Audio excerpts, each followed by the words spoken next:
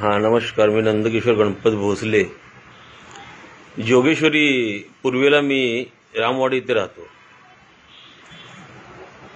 काही डॉक्टरांच्या चुकीच्या सल्ल्यामुळे मी त्यांचं नाव घेत नाही किंवा मी त्या हॉस्पिटलचं नाव सांगत नाही, परंतु मला हाय बीपीचा त्रास आहे. पण त्यांनी ज्या टॅबलेट दिल्या होत्या त्या टॅबलेट अशा दिल्या होत्या की त्यांनी सांगितलं की तुमचं बीपी हाय आहे, तुम्हाला बीपी आता तुमचा लेवलमध्ये आणण्यासाठी तुम्हाला 2 टाइम त्या गोळ्या खाव्या लागतील. प्रायव्हेट हॉस्पिटल आहे, नामांकित आहे जोगेश्वरीतलं, आणि त्या गोळ्या मी घ्यायला लागलो. त्यानंतर अचानक म्हणजे माझ्या मानेमध्ये क्रॅम्प यायला लागला, डोकं माझं दुखायला लागलं, मला चक्कर यायला लागली, अक्षरशः चालताना माझा तोल जायला लागला. 25 ते 30 दिवस मी घरामध्ये झोपून होतो. त्यानंतर काही आमचे स्नेही इकडचे योगेश्वरीतले सचिन नाईक, त्यांना ती बातमी कळाली आणि ते माझ्याकडे येऊन त्यांनी मला सल्ला दिला की तुम्ही कुठेतरी डॉक्टरकडे चेकअप करा. तर त्यांनी मला नायर हॉस्पिटलमध्ये त्यांनी मला सेटअप करून दिलं. आरोग्य धनसंपदा फाउंडेशनचे अध्यक्ष श्री जितेंद्र पाटील यांच्या नेतृत्वाखाली सचिन नाईक आणि त्या दोघांनी सुद्धा मला नायरमध्ये इतकं कोऑपरेट केलं की तिथे गेल्यानंतर मला असं कळलं की मला त्या टॅबलेट जे आहेत, त्या औषधं जी दिली होती ती चुकीची दिली होती, त्याच्यामुळे मला माझा बीपी पूर्ण लो झाला होता. त्यानंतर तिकडच्या डॉक्टर लोकांनी मग ते सगळं काय व्यवस्थित चेकअप करून धावपळ केली.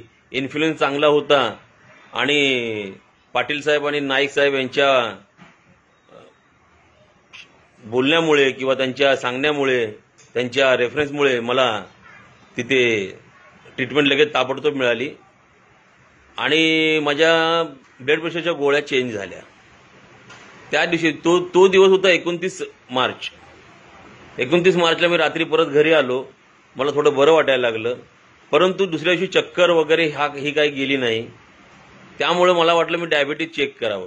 तर डायबिटीज चेक केल्यानंतर डायबिटीजमध्ये मला हायली डायबिटीज सांगितलं.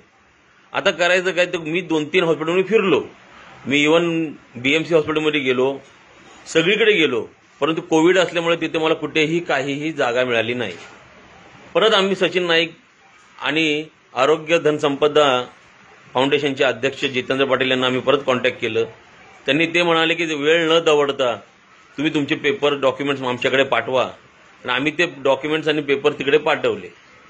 माझे रिपोर्ट बघून त्यांनी ताबडतोब 1 तारखेला मला त्यांनी सांगितलं की तुम्ही वाशी पनवेल येथील सिऊडमध्ये सुयश हॉस्पिटल आहे, तिथे तुम्ही ताबडतोब जा, तिथे ॲडमिट व्हा, आम्ही तुमची तिकडे सोय केलेली आहे.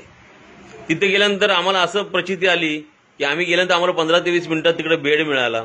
डॉक्टरांनी ट्रीटमेंट चालू केली आणि ती ट्रीटमेंट माझी 2 तारखेपासून ती 9 तारखेपर्यंत मी तिथे ॲडमिट होतो. तिथे कोविड असताना सुद्धा त्यांनी आमची काळजी घेतली आणि निशुल्क सेवा केली. आणि हे जे त्यानंतर मला आता थोडंसं म्हणण्यापेक्षा माझं आता डायबिटीज नॉर्मल आहे. आणि हा जर मी कुठे प्रायव्हेटमध्ये ट्रीटमेंट केली असती तर सहजरित्या 50,000 ते 60,000 रुपयाला गंडा घातला असता डॉक्टर लोकांनी. परंतु सचिन नाईक आणि श्री जितेंद्र पाटील यांच्या सहकार्याने मला जे एक जीवदान मिळालं समजा, आणि ह्या दोघांना सुद्धा आणि या फाउंडेशनला सुद्धा 70 नव्हे तर 700 हत्तीचं बळ मिळो. जनकल्याण आणि रंजला गांधींची सेवा करण्याची त्यांना ईश्वर ताकद देव, हीच माझी ईश्वरचरणी प्रार्थना. धन्यवाद.